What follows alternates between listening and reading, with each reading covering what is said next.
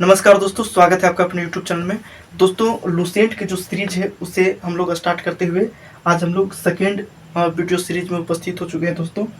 और आपको पता होगा, आप सभी के पास ये बुक होगा सामान्य ज्ञान।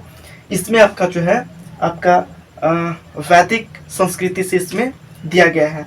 आपको पता होगा दोस्तों, आप जब फर्स्ट पेज आप देखेंगे, फर्स्ट इसमें जो टॉपिक है प्राचीन इतिहास, उसमें आपका प्राचीन इतिहास में दिया गया है वेद के बारे में सबसे पहले पढ़ने को दिया गया है। ठीक है, तो आपको पता होगा कि वेद का जो संग्रह होता है उसको क्या बोलते हैं? संहिता बोलते हैं। चारों वेद को क्या कहते हैं? संहिता। तो इसमें संहिता से दिया गया है। ठीक है, और ये जो आपका वैदिक संस्कृति है, यानी जो आर्य संस्कृति है दोस्तों, उसका जो सबसे पहले लिखित साक्ष्य जो है आपका ऋग्वेद से मिलता है। और सबसे प्राचीन वेद कौन है? आपका ऋग्वेद है। ठीक है, और आपको पता होगा जो आर्य जो है भारत में 1500 ईस्वी पूर्व आया था। ठीक है, यानी वैदिक संस्कृति का जो उद्गम हुआ था भारत में 1500 ईस्वी पूर्व हुआ था।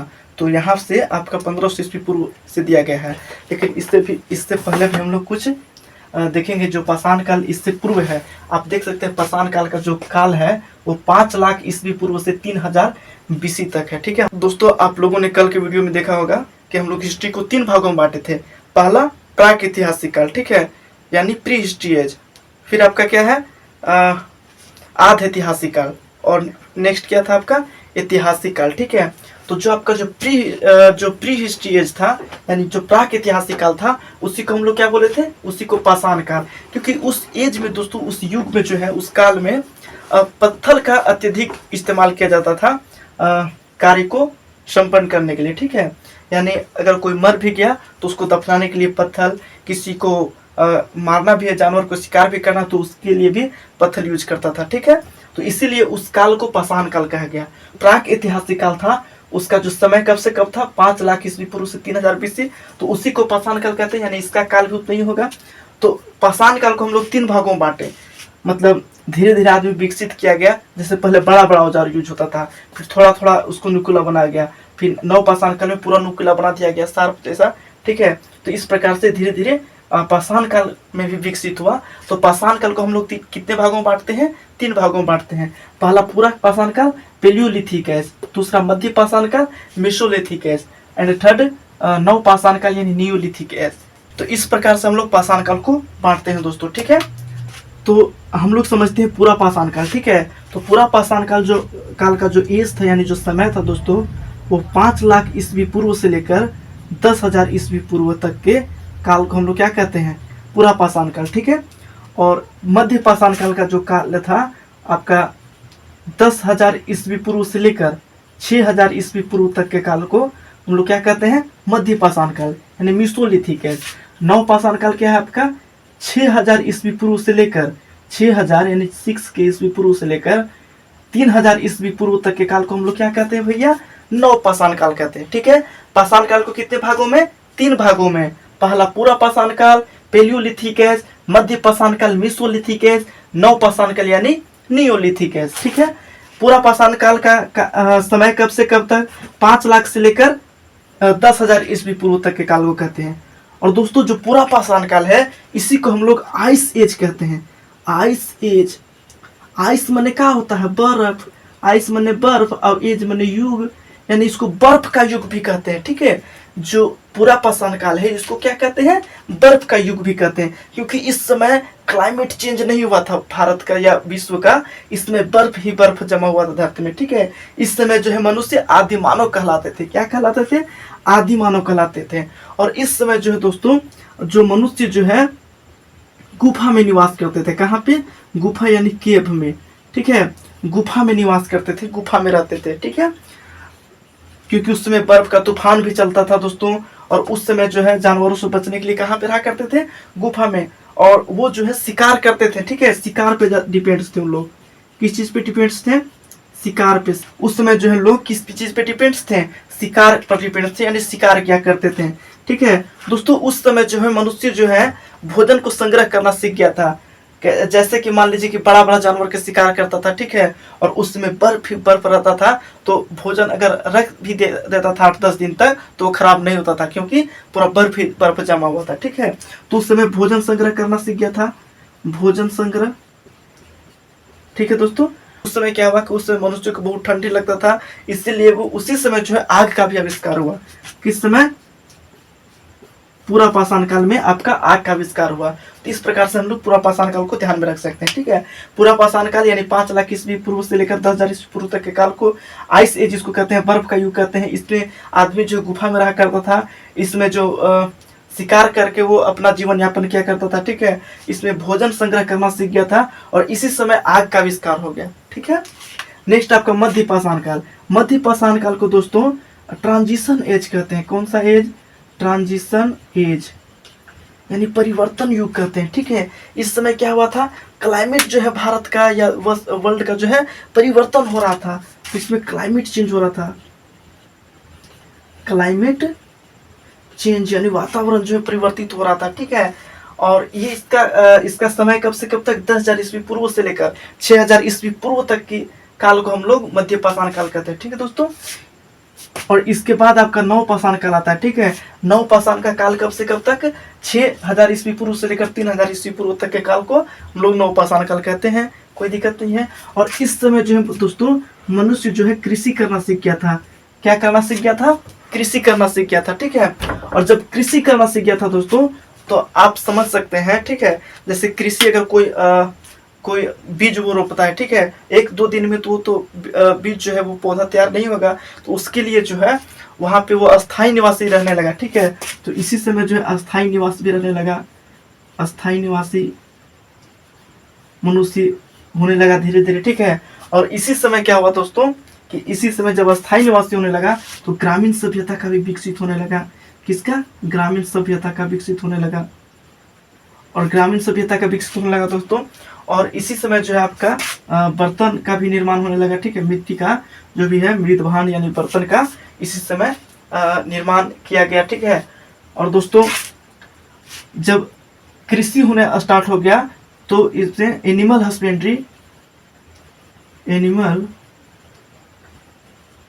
हस्बेंड्री यानी जो पशुपालन है दोस्तों, पशुपालन भी करना प्रारंभ कर दिया। और आपको पता होगा कि सबसे पहला जो है कौन सा पशु को पालतू बनाया गया था? तो कुत्ता को बनाया गया था, क्योंकि उस समय जो मुख्य पेशा था शिकार करना। ठीक है, शिकार करके अपना जीवन यापन किया करता था। तो शिकार के लिए जो है कुत्ता सबसे वफादार जानवर है, आपको पता होगा। तो कुत्ता को सबसे पहले पालतू बनाया गया था, ये आपको ध्यान में रखना है। ठीक है दोस्तों, अभी हम लोग थोड़ा सा ऊपर चल रहे हैं, यानी जो मेन टॉपिक है उसके बारे में हम लोग आइडेंटिफाई हो जा रहे हैं, उसके बारे में हम लोग थोड़ा सा परिचित हो जा रहे हैं। ठीक है, तो आपका जो प्राक-ऐतिहासिक काल था यानी प्री हिस्ट्री एज, उसी को पाषाण काल कहते थे। पाषाण काल का समय 5 लाख ईस्वी पूर्व से 3,000 ईस्वी पूर्व तक। और आपको पता होगा कि इससे पूर्व हम लोग इसके बाद हम लोग क्या पढ़े? इसके बाद हम लोग पढ़े जो प्राक इतिहास के बाद हम लोग क्या पढ़े थे? आधि ऐतिहासिक काल। आधि ऐतिहासिक दोस्तों यहाँ पे आपको नहीं दिखता होगा, हम लोग इसके बाद पढ़े थे आधि ऐतिहासिक काल। ठीक है, आधि ऐतिहासिक काल। तो आपको बताए थे कि जो आधि ऐतिहासिक काल का जो एज था वो 3,000 ईस्वी पूर्व से लेकर आपका कितना 750 ईस्वी पूर्व तक के काल को हम लोग क्या कहते हैं? आधि ऐतिहासिक काल। और आधि ऐतिहासिक काल में क्या था? इसमें लिखित विवरण तो मिलता है। ठीक है, जो आधि ऐतिहासिक काल है इसमें लिखित विवरण मिलता है। जो स्क्रिप्ट है जो दोस्तों स्क्रिप्ट यानी लिपि भी मिलता है, लेकिन इसको पढ़ा नहीं जा सका। ठीक है, पढ़ा नहीं जा सका है। तो इसका सबसे बेस्ट आपका एग्जाम्पल है सिंधु घाटी सभ्यता, ये आपको बता दिए थे। ठीक है, अब हम लोग डायरेक्ट इतिहास में मतलब हम लोग जंप करेंगे। ठीक है, तो इसको हम लोग अभी इरेज करते हैं।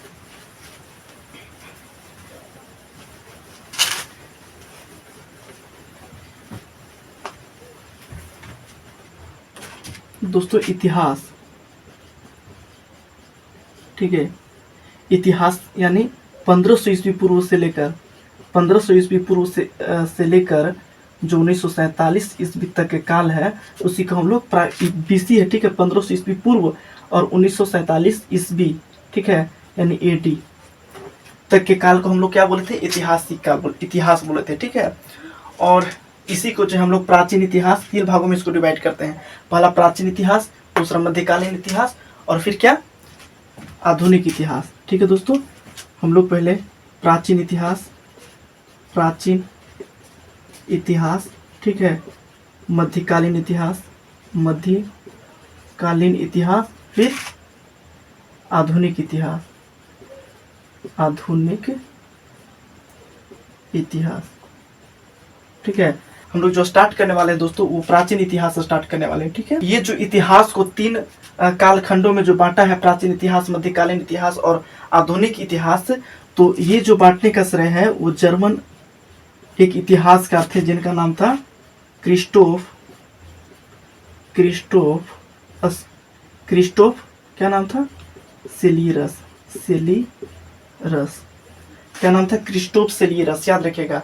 एक जर्मन इतिहासकार क्रिस्टोफ सेलियरस ने इतिहास को तीन कालखंडों में बांटा, पहला प्राचीन इतिहास, मध्यकालीन इतिहास और आधुनिक इतिहास। ठीक है, तो हम लोग जो अभी जो हम लोग पढ़ेंगे दोस्तों वो प्राचीन इतिहास पढ़ेंगे। ठीक है दोस्तों, हम लोग प्राचीन इतिहास में सबसे पहले हम लोग पढ़ेंगे वैदिक संस्कृति।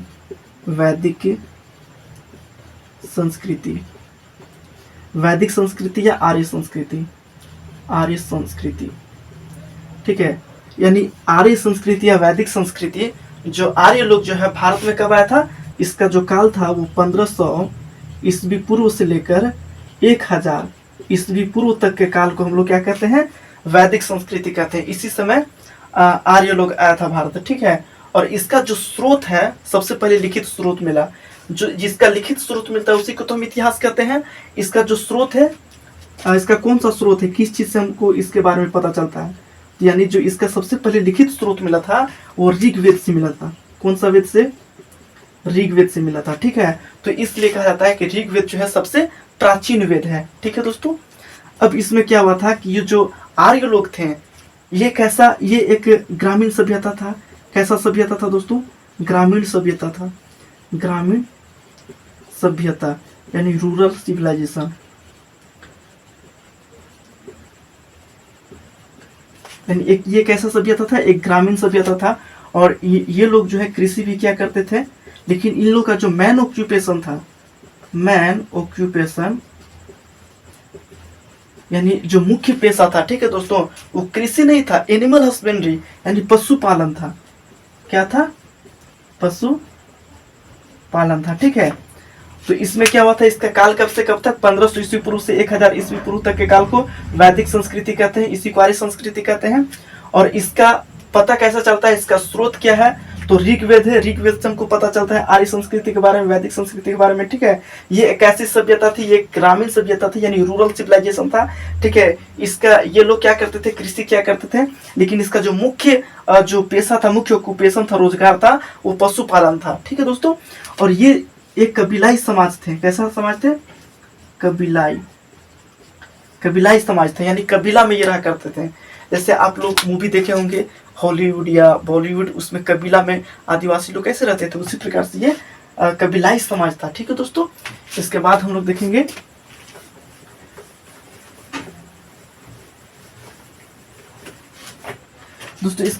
देखेंगे लेटर वैदिक एज।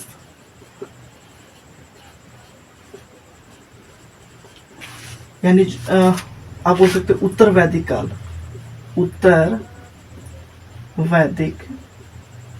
काल को। ठीक है, यानी जो वैदिक काल है, ठीक है, जो वैदिक काल था उसके बाद के समय को हम लोग उत्तर वैदिक काल कहते हैं या लेटर वैदिक एज कहते हैं। कोई दिक्कत यहाँ तक नहीं होना चाहिए। तो वैदिक एज कब से कब था आपका? 1500 से लेकर 1000 ईस्वी पूर्व तक के काल को। और उत्तर वैदिक जो आपका था 1000 ईस्वी पूर्व से लेकर 600 ईस्वी पूर्व तक के हम लोग काल को क्या कहते हैं? उत्तर वैदिक काल कहते हैं। कोई दिक्कत नहीं है। ठीक है, और इसमें जो है दोस्तों, इसमें आपका आयरन यानी क्या होता है भैया? लोहा। इसमें लोहा का आविष्कार हुआ, मतलब लोहा का जो खोज हुआ इसमें। ठीक है, सबसे पहले लोहा का खोज कौन सा एज में हुआ था? तो उत्तर वैदिक काल में हुआ था। जब लोहा का खोज हो गया तो इसमें क्या होता है कि आप सोचिए कि इसमें धरती को ज्यादा कोड़ा जा सकता है कि नहीं जा सकता है? तो कोड़ा जा सकता है, तो इसमें धरती को ज्यादा कोड़ा जा सकने लगा। इसलिए यहाँ पे जो कृषि जो है, कृषि होने लगा, लेकिन बहुत ज्यादा एकदम सरप्लस। दोस्तों इसमें जो है सरप्लस लेवल पे कृषि होने लगा, क्योंकि इसमें आयरन का खोज हुआ। ठीक है, और इसी समय जो है ग्राम बनना स्टार्ट हुआ। ग्राम से आपका जन बना, जन से आपका जनपद बना। क्या बना? जनपद से आपका महाजनपद बना। ठीक है, जैसे कि 4-5 गांव मिलकर आपका जन बना, 8-10 जन मिलकर आपका जनपद बना, और बहुत सारा गांव मिलकर आपका महाजनपद बना, एक राज्य के रूप में बन गया, ठीक है। और इसके लिए आपका युद्ध होने लगा कि इस राज्य को हम हथियाएंगे, इस टाइप के। पहले तो युद्ध ही हुआ करता था। तो महाजनपद के बाद आपका मौर्य आया। कौन आया? मौर्य। मौर्य वंश आया। मौर्य के बाद कौन आया? आपका गुप्त वंश आया। कौन वंश? गुप्त वंश। और गुप्त के बाद आपका आया वर्धन, ठीक है, वर्धन आया। वर्धन के बाद आपका आया राजपूत। कौन आया भैया? राजपूत आया, ठीक है। राजपूत के बाद आपका आया, आपका राजपूत के बाद इस्लाम आया, इस्लाम। इस्लाम के बाद कौन आया? इस्लाम के सल्तनत, सल्तनत आया, ठीक है। और सल्तनत के बाद कौन आया? सल्तनत के बाद आपका आया मुगल। कौन आया दोस्तों? मुगल। और मुगल के बाद कौन आया? ब्रिटिश आया, ब्रिटिश आया, ठीक है। और ब्रिटिश के बाद हमारा भारत जो है 1947 ईस्वी में आज़ाद हो गया। तो इस प्रकार से हम लोग क्रम से हम लोग पढ़ेंगे दोस्तों। तो आज के लिए इतना ही दोस्तों। So thank you very much. अगर वीडियो पसंद आया हो तो please like, share and subscribe करो दोस्तों। यू नो, आप जानते हैं कि I have not a more facility, so I can not provide you a better video. You can understand, my dear friends. So thank you very much. Please share this video.